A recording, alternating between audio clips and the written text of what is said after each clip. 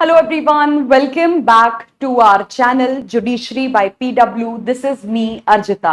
और आज के इस वीडियो में हम बात करेंगे एक बहुत ही इंपॉर्टेंट पिटिशन के बारे में जो रिसेंटली सुप्रीम कोर्ट के सामने फाइल की गई है। ये डिमांड करते हुए कि जो मुस्लिम रिलीजन में, इस्लाम रिलीजन में जो हस्बैंड्स को, आदमियों को 4 शादियां करने की परमिशन होती है, 4 बीवियां रखने तक की परमिशन होती है, इस प्रैक्टिस को हटा दिया जाए, इसको अनकॉन्स्टिट्यूशनल डिक्लेयर करके इस प्रैक्टिस को यहां पे रिमूव कर दिया जाए। अब एग्जैक्टली ये पिटिशन क्यों फाइल की गई है और उस पर सुप्रीम कोर्ट का क्या रिएक्शन रहा है, कि मतलब क्या सुप्रीम कोर्ट ने इस पिटिशन को एक्सेप्ट किया है या रिजेक्ट कर दिया है, ये आज के इस वीडियो में हम समझेंगे along with the case background. तो यहां पे ये जो पिटिशन है, केस है, इसका नाम है Zakia Soman versus Union of India. तो यहां पे बेसिकली जैसे कि मैंने आपको बताया, सुप्रीम कोर्ट में एक पिटिशन फाइल की गई है जिसमें ये डिमांड किया गया है कि ये जो पॉलीगैमी की प्रैक्टिस होती है अमंग मुस्लिम मेन, जहां पे आप जो है 4 वाइफ्स तक रख सकते हैं, जहां पे आप 4 शादियां तक कर सकते हैं,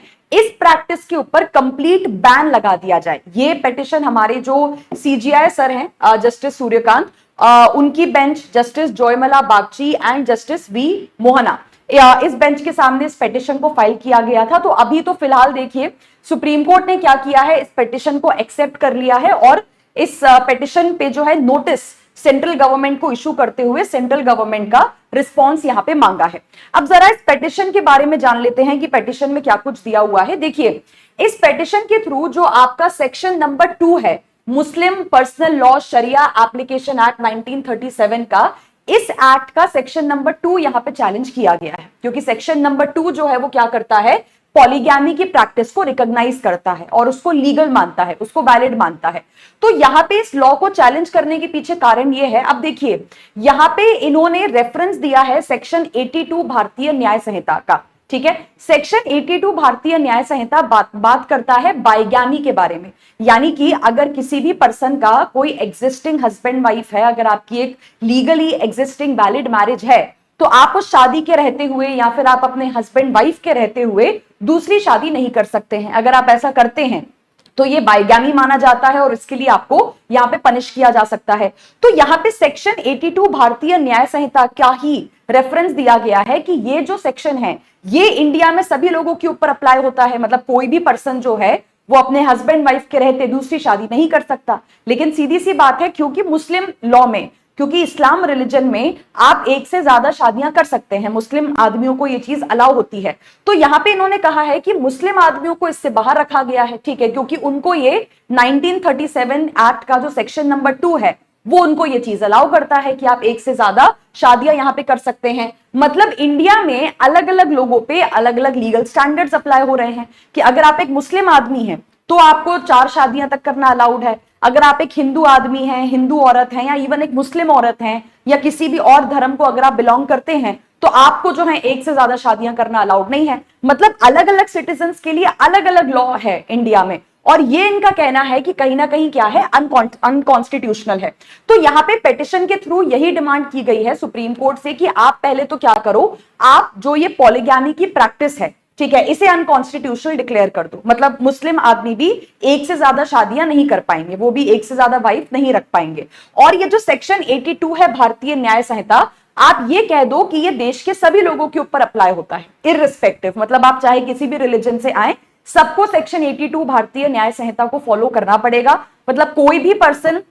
चाहे किसी भी धर्म का हो, अपने हस्बैंड वाइफ के रहते या अपनी लीगली एग्जिस्टिंग मैरिज के रहते दूसरी शादी यहां पे नहीं कर पाएगा। और इन्होंने ये भी कहा है कि आप एक ये भी प्रोविजन लेके आइए कि जो भी मुस्लिम मैरिजेस होती हैं या डिवोर्स होते हैं, उनको भी यहाँ पे क्या किया जाए, उनको भी यहाँ पे रजिस्टर करवाया जाए, ताकि एक प्रॉपर रिकॉर्ड रहे कि एक पर्सन की कितनी शादियां हुई हैं या कितने डिवोर्स हुए हैं। तो बाद में जो है उसको कोई भी पर्सन जो है चोरी छुपा के शादियां डिवोर्स वगैरह करने की कोशिश ना करे। अब यहां पे देखिए एक सबसे बड़ा सवाल ये खड़ा होता है कि चलिए ठीक है, सुप्रीम कोर्ट के सामने पिटिशन गई है कि पॉलीगैमी को हटा दो, लेकिन क्या आप पॉलीगैमी को हटा सकते हैं? जैसे कि हम अक्सर देखते हैं कि जब पर्सनल लॉ की बात आती है तो कई सारी ऐसी प्रैक्टिसेस होती हैं जिन्हें किसी धर्म में माना जाता है, एक्सेप्ट किया जाता है, और उन प्रैक्टिसेस को आप नहीं हटा सकते हैं क्योंकि वो उस धर्म का एक एसेंशियल पार्ट होते हैं, ठीक है, वो उस धर्म का एक एसेंशियल हिस्सा होता है जिसको हम एसेंशियल रिलीजियस प्रैक्टिस कहते हैं, है ना। जैसे कई साल पहले हिजाब को लेके ये इशू उठा था कि क्या हिजाब पहनना एक एसेंशियल रिलीजियस प्रैक्टिस माना जा सकता है। अब यही सवाल सुप्रीम कोर्ट के सामने भी उठेगा कि क्या पॉलीगैमी मतलब एक से ज्यादा शादियां करना एक एसेंशियल रिलीजियस प्रैक्टिस है इस्लाम धर्म में। तो यहां पे पेटिशनर्स का कहना है कि ऐसा नहीं है, मतलब हाँ इस्लाम धर्म इस चीज को अलाउ करता है, ठीक है, कि अगर आप अपनी सारी बीवियों को प्रॉपर तरीके से रख सकते हैं, अगर आप सबके साथ यहाँ पे जस्टिस कर सकते हैं, किसी भी बीवी को अगर आप अबैंडन नहीं करोगे तो हाँ ठीक है आप एक से ज्यादा शादियां कर सकते हैं, लेकिन इसका मतलब ये नहीं है कि इस्लाम धर्म इसको एक एसेंशियल रिलीजियस प्रैक्टिस यहाँ पे मानता है। तो इसलिए इन्होंने यहाँ पे कहा है कि इसलिए पॉलीगैमी को हमें आर्टिकल 25 का प्रोटेक्शन नहीं देना चाहिए। यूजुअली क्या होता है जब आप किसी भी धर्म की किसी प्रैक्टिस को जो सालों से चली आ रही है उसको हटाने के लिए आते हैं तो लोग यही कहते हैं कि ये हमारे फ्रीडम ऑफ रिलीजन का पार्ट है, आप हमारे धर्म के मैटर्स में इंटरफेयर कर रहे हैं। तो धर्म के मैटर्स में सुप्रीम कोर्ट तब या कोई भी कोर्ट तब तक इंटरफेयर नहीं कर सकता है अगर वो उस धर्म का एक एसेंशियल पार्ट हो, अगर वो उस धर्म का एक एसेंशियल रिलीजियस प्रैक्टिस हो। लेकिन अगर वो उस धर्म का एसेंशियल पार्ट नहीं है और वो लोग दूसरों के फंडामेंटल राइट्स का वायलेशन यहाँ पे करता है तो बिल्कुल उस प्रैक्टिस को हटाया जा सकता है, जैसे कि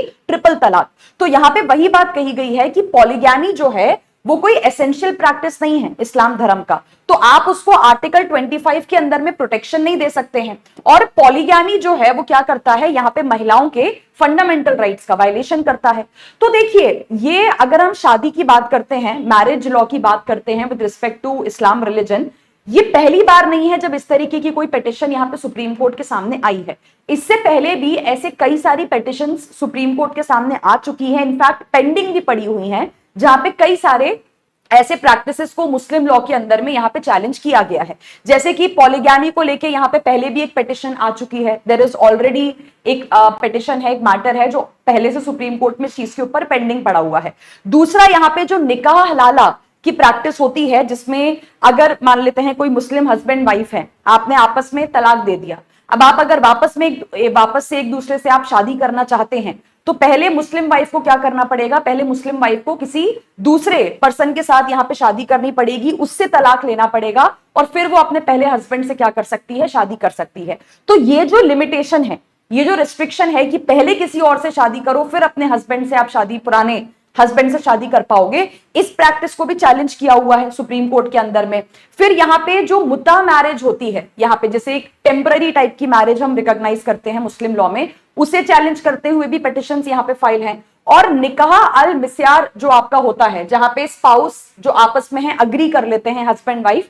कि ठीक है वैसे तो हमारी एक दूसरे की तरफ जिम्मेदारियां हैं, ड्यूटीज हैं, रिस्पॉन्सिबिलिटीज हैं, लेकिन हम उन ड्यूटीज रिस्पॉन्सिबिलिटीज को गिव अप करने को तैयार हैं, मतलब पूरी तरीके से हम हस्बैंड वाइफ की तरह नहीं रहेंगे। तो यहाँ पे सुप्रीम कोर्ट ने भी क्या कहा है, सुप्रीम कोर्ट ने कहा है कि देखिए ऑलरेडी ये पहले से यहाँ पे जो आपका शरिया कानून है 1937 का, उसके कई सारी प्रैक्टिसेस को चैलेंज करते हुए ऑलरेडी पहले से काफी सारी पिटिशंस सुप्रीम कोर्ट के सामने पेंडिंग है। तो इस वाली पिटिशन को भी हम उन्हीं मैटर्स के साथ क्लब कर देंगे ताकि सबकी एक ही साथ सुनवाई यहाँ पे की जा सके। और फिलहाल सुप्रीम कोर्ट ने अभी कुछ डिसाइड नहीं किया है, लेकिन यूजुअली क्या होता है देखिए ऐसे केसेस में, क्योंकि सेंट्रल गवर्नमेंट का मैटर आ जाता है ना, सेंट्रल लॉ की बात आ जाती है, तो यहाँ पे अभी फिलहाल के लिए सेंट्रल गवर्नमेंट को जो है नोटिस जारी कर दिया गया है कि उनका क्या ओपिनियन है, उनका क्या रिप्लाई आता है, वो भी हम एक बार यहाँ पे देख लेते हैं। तो यहाँ पे नोटिस इशू हुआ है सेंट्रल गवर्नमेंट को और अभी यही कहा गया है फिलहाल के लिए कि जो ये सारे सिमिलर इश्यूज हैं उन सभी मैटर्स के साथ इस पिटिशन को भी क्लब कर दिया जाएगा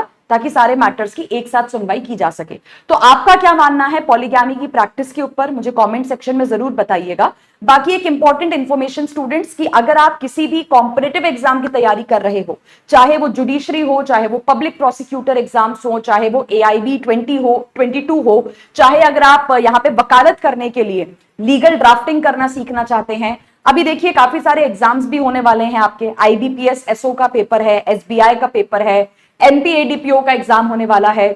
राजस्थान APO का पेपर होने वाला है, ठीक है। तो इनमें से अगर आप हमारा कोई भी बैच या कोर्स ज्वाइन करना चाहते हैं तो ये नंबर हैं, इन नंबर्स पे अगर आप कॉल करोगे तो टीम आपको